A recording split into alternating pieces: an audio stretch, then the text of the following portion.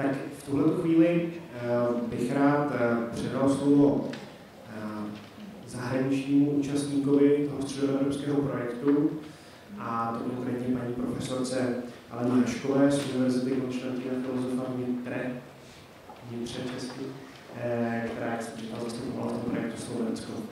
Máte slovo, paní profesorka.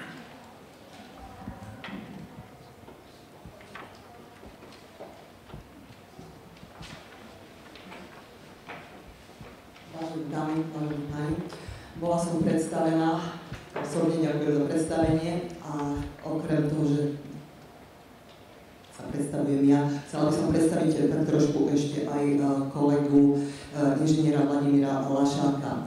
Čo sa týka projektu, o ktorom je tu na reč, v podstate tie účastnícke krajiny programu CCK mali každá svoje zastúpenie v riešiteľskom týme. Za Slovensko z rozhodnutia ministerstva školstva sme boli nominovaní na jeho riešenie my dvaja.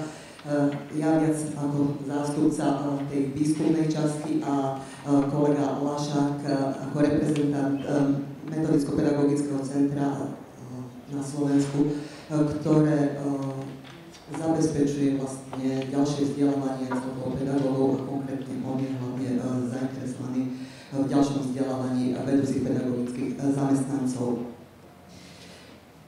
Keď som konzultovala s organizátormi tohto podujatia program a zameranie jednotlivých vystúpení, tak sme sa tak trošku dohodli, že to, čo sa udialo v rámci projektu, ja dám do súvislosti s tým, čo sa deje na Slovensku, čiže to moje vystúpenie bude tak trošku zasadené do širšieho rámca slovenskej reality.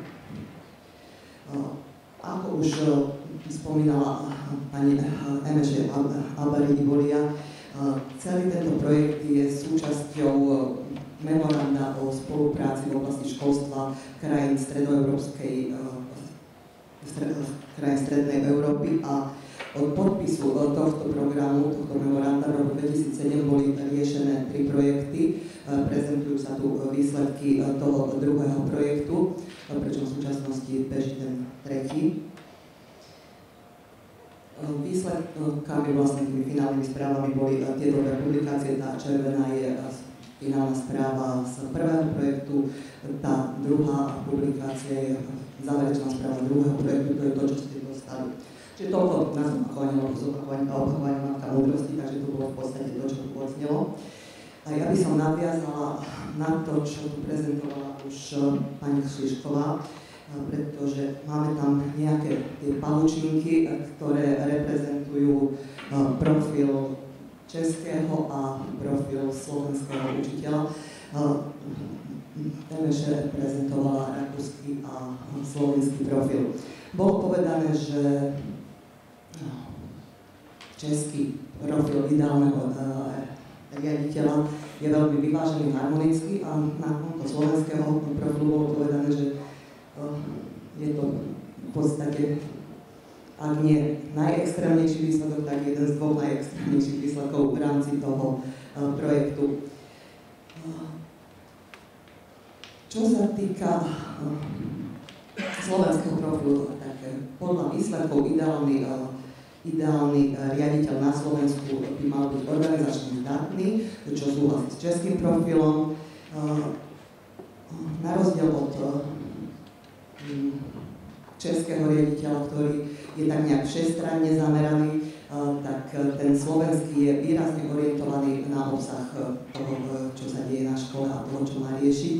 A na rozdiel od toho, že ten český je veľmi vyvážený typ, tak na Slovensku by sme požadovali nejakého takého ako vykonávateľský typ. Dôslední sú obidvaja, ten aj organizačný zdatný, sú obidvaja organizačné typy. Ale čo sa týka tej organizačných typov, tak ten český vychádza viac tak mimoriadne organizačne schopný, kým ten slovenský kladie dôraz na efektívne plnenie stanovených úloh.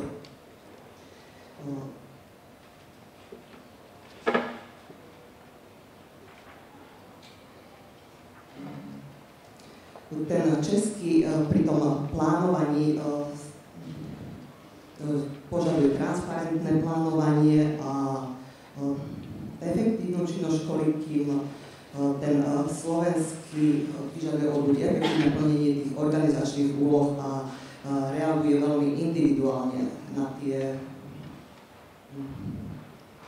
požiadavky a úlohy, ktoré sú na škole, že má viac tak individuálny prístup, viac akoby s jednotlivcami to rieši, kým ten český riaditeľ na požiadavke je, aby to bolo viac otvorené a transparentné.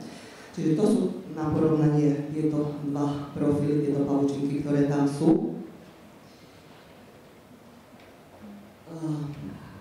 My sme na Slovensku realizovali niekoľko výskumných úloh.